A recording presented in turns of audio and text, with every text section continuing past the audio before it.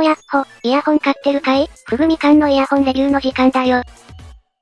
今回紹介するのは、ダナの1万円クラス、最長線、ダナキマクラシックだ。新作なのにクラシックという、ちょっと頭が混乱しそうなバリエーションモデルだぞ。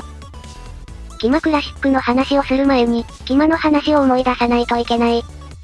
キマは、ダナの人気モデル、ティタン S が各所で話題になってた時に、ティタン S と同じ、10mm ダイナミックドライバーと、金属製の外装、そして、ティタン S が LCP という素材の振動板を採用していたのに対し、こっちは DLC という種類の違う振動板を採用したことから、ちょっとお値段の上がった、1万円強クラスのイヤホンだ。シンプルな外観のハウジング、そして万能感のある素材、出てきた音は非常にニュートラルでモニター前としていて、可能性を感じる一本だった。一方で、わかりやすい魅力というより、噛み締めるたびに良さが分かってくるタイプなので、欲しくなるインパクトよりも、長時間使うことで評価が上がっていくタイプのイヤホンだったな。でも、もうちょっとわかりやすくできないんすかね。という声にお答えして、わかりやすく楽しくしてやったぞこの野郎、というのが、このキマクラシックというバリエーションだ。基本的にはこのイヤホンの仕様は、キマと同じだ。付属するケーブル、本体の外観、付属するイヤーピースなどなど、それから、オレンジのポップな色合いが印象的なケース、ケーブルは表面の被膜が暗くなって、使いやすくなってたり、本体もより扱いやすい、艶消しガンメタルで質感もアップだ。イヤーピースは、特に形状に特徴があるものから、一般的なもの、ノズルが短めで、高音が阻害されないものの3タイプ3種類が付属していて、これらは別売もされている、上等なイヤーピースなので、好みのものを選んで装着することができるぞ。付属するケースは、しっかりと内部に仕切りが入ったりと、かなりきちんとしたもので、ここもちょっといいイヤホンを買った、ということを実感させてくれていい感じだな。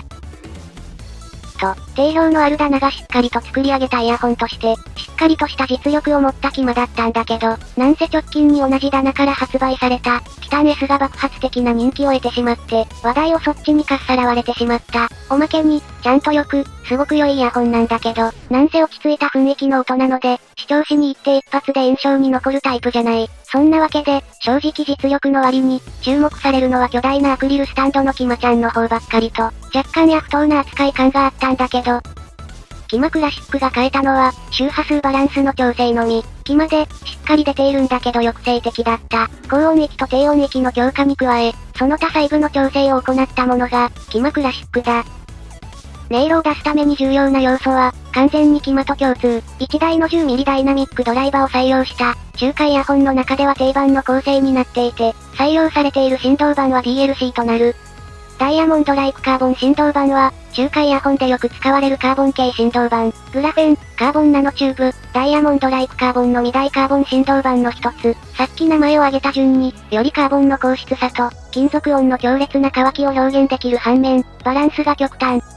つまり、DLC は、カーボン振動板の中では、最も得意なところと、不得意なところを埋めるバランスが優れていて、カーボン系の振動板が苦手な人でも、お気に入りの機種が出やすい、カバー範囲の広い振動板だ。このタイプの振動板、高音域、低音域を力強く鳴らした時に、音がはっきりと分離される、という魅力があったり、残響に変な歪みを感じにくかったりと、優秀なポイントが溢れてるんだけど、キマでは、その特徴を伸ばすんじゃなくて、とにかくナチュラルかつフラット感の溢れる調整になっていた。あと一歩力強く音が鳴ってほしい。と思っていた人は、結構エイジングや、アンプの見直しで、その一歩を超えると一気にお気に入りになれる機種なんだけど、その一歩を先にチューニングでやっちゃっておきました星、という、市場の反応を聞いてより改善したバージョンがキマクラシックなんだと思うな。なので、キマで色々ケーブルとかいじって、数日後に、そうそう、これだよこれ、という言葉が出たのに対して、キマクラシックは、力強いサウンドを求めている人にとっては、初見からそうそう、これだよ、これ、と感じさせてくれる調整になっているぞ。だったら最初からやればいいだろって、さじ加減は難しいのさ。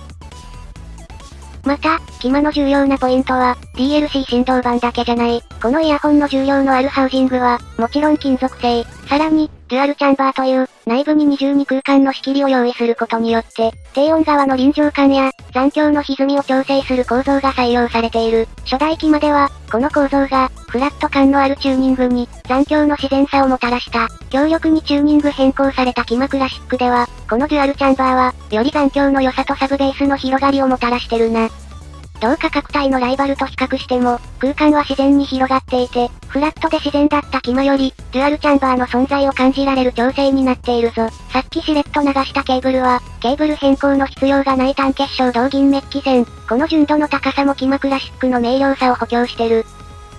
ちなみに、フラットにピンタイプ、3.5mm プラグのみ選択可能だ。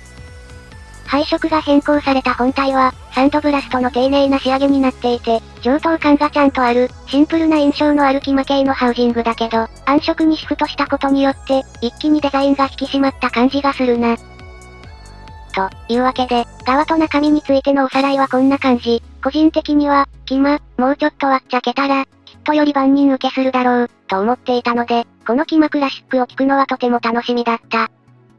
音色の感想は、そうそう、これだよこれ。キマは、重量のある鋳造ハウジングを採用していて、最終仕上げで鋳造特有の造形のだるさもないハウジングを持ってる。見た目の良さはもちろんなんだけど、この、響きが変に伸びたりくぐもったりしない、重たいハウジング、というのは、初代キマのような、フラットさや残響をきちんとコントロールしたイヤホンと組み合わせると、より優れた能力を発揮するのももちろん、今回のキマクラシックでは、アルミハウジングのように感触になりすぎず、樹脂ハウジングよりもくっきりとした音の引きを味わえる仕様になっていて、ハキハキとしたキマクラシックのキャラクターに、どことなくしっとりとした表現力も感じさせてくれる。1万円周辺、10mm DLC という、このキマ系と同じ構成のイヤホンというと、トリポーインオリナや、TRI-HBB 系、それから、テンハイファイ T5 なんかがライバルに上がってくるけど、キマクラシックは、特にテンハイファイ T5 の強烈なライバルになりうる、T5 を高評価してる人は、絶対気になるイヤホンだな。公式が発表している、キマクラシックのグラフは、20Hz 周辺からの盛り上がりが力強く、キマで好印象だった中音域はそのまま、そして、高音域のピークは鋭くなって、なおかつ、20Khz 周辺も持ち上がっている、超高音域、超低音域の過聴域範囲ギリギリのあたりがしっかりなることによって、キマ無印より、全体にはっきりと音が聞こえてくる印象だ。わかりやすいドンシャリバランスで、優しいキマにハキハキと活発さを加えたような、日焼けしたキーマみたいな明るさを感じられるぞ。キマ無印は良いイヤホンなんだけど、とにかく地味、何度も言うけど地味。なので、生き馬の目を抜くような状態の中華イヤホン市場では、前に出にくいかわいそうなイヤホンだったんだけど、鳴らし込むと、その実力を聞くほどに理解できる、奥の深いイヤホンだった。うるせえ、玄関まで出迎えに来い。というわけで、キマクラシックでは、メリハリのついたサウンド、それでいて、キマ仕込みの強力な自力も感じられる。非常に優秀で楽しい、クールもウォームもできる、いかにもイヤホンらしい楽しさを満喫できる音色になったぞ。いや、本当にこれ、キマの資産が大きいと思う。実際、イコライザいじれば、この、キマクラシックに近いことができてたからな。できるけど、音量は大きくしない、というアプローチで、全体に対するボーカルの力強さを確保したケイマも、それをナタの一振りでしっかり楽しくしちゃったケイマクラシックも、どちらも素晴らしいイヤホンに違いないんだけど、オープニングからクライマックスのキマクラシックの方が、誰にでも愛されるイヤホンになりそうだ。音色を分解してみようか。カーボン系振動板を採用しているイヤホンらしく、ベルの音が気持ちよく伸びる高音域。無印キマはなんというか、カーボン味をしっかり殺したサウンドだったので、それに対して、個性をしっかり出しつつ他音域とのバランスを崩さないキマクラシックは、この素材を使った意味をはっきりと理解できるはずだ。中音域はキマ譲りの、はっきりと声の抑揚、メリハリ、息を止めたことがわかるような明瞭とエネルギーの伴う音。ただ、低音高音が元気になってるので、その分キマのサウンドの暗分としてはちょっと少なくなった。ただ、もともと中音域、ボーカル重視のイヤホンとして定評のあったボーカルが、そのままごそっとドンシャリに移植されたような状態なので、いかにドンシャリといえど、しっかりとしたボーカルが楽しめる。重量のあるハウジングもここに生きていて、変に大引かず、スパッと残響が止まってくれるので、密閉度に対して変にこもってる感じなどもなく、開放感すら感じられる広がりのあるボーカルだ。そして低音域、ここは純粋に良くなった。パワフルなサブベースのおかげで、スケールの大きな響き方や楽曲にしっかりと存在感が出た。デュアルチャンバーのおかげか、サブベースの力強さもしっかり感じるぞ。全体の空間はちょっと誇張感がある広めの印象を受ける。カリッとなる高音域のおかげで、空間をよりはっきり認識できるようになったからか、キマクラシックのサウンドは、キマより、さらに一回り広く感じるな。と、こうやってまとめた感じ、しっかり DLC の特徴が出ていて、でサブベースもはっきりインパクトを感じられる。非常に優秀な一台だ。僕はこういう DLC イヤホンが好きだな。近い価格帯のイヤホンと比較してみよう。7Hz レガト。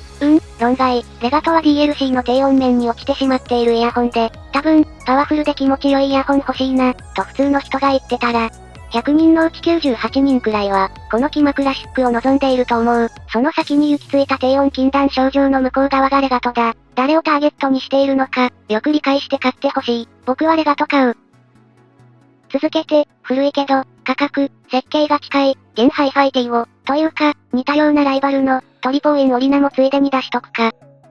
T を、オリナともに、DLC の良さをうまく引き出したイヤホン。低音量は、このキマクラシックが真ん中に来る感じ。高音の明瞭さは、この3機種のうち、外装の重量が一番あるキマクラシックだけ。残響がキラキラ輝くようなアルミ外装ではなく、しっかり鳴り終わった後に続く音色が消えていく感じが、キマクラシックの DUNU っぽさを感じるポイントだな。一見派手にしただけと見せかけて、そういう細かいところに神経が行き届いている感は、やっぱりダナだなぁ、と感心させられるぞ。